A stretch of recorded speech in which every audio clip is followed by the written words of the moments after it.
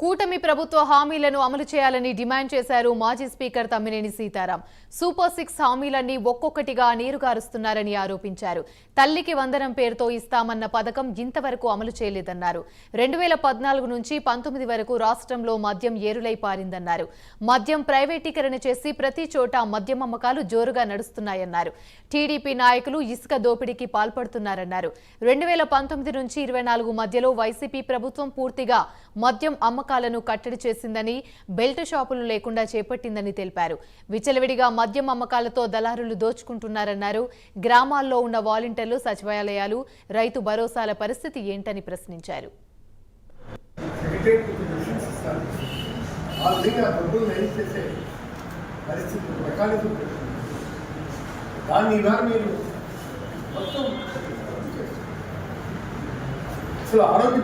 ఆరోగ్యశ్రీ పరిస్థితి మీరు గమనించాలి కదా. ఆరోగ్యశ్రీ చెట్టెక్కిపోయింది.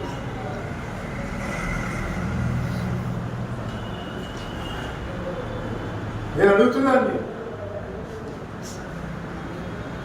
ఆరోగ్యశ్రీ వాహనాలు పరిస్థితి ఏమిటో చెప్పాలి. గత 2014లో ఆరోగ్యశ్రీ వాహనాలు మొత్తం అన్ని మోహపడ్డాయి. దేవమండలి ఆఫీస్ ఆ మోహ ప్రదేశాలు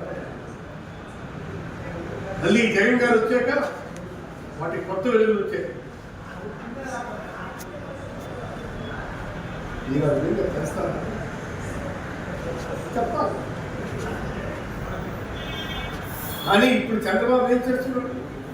హామీలు ఎప్పటి నుంచి అమలు చేస్తా ఉంటే దానికి సరైన సమాధానం లేదు. పోలవరం ఎప్పుడు కడతా ఉంటే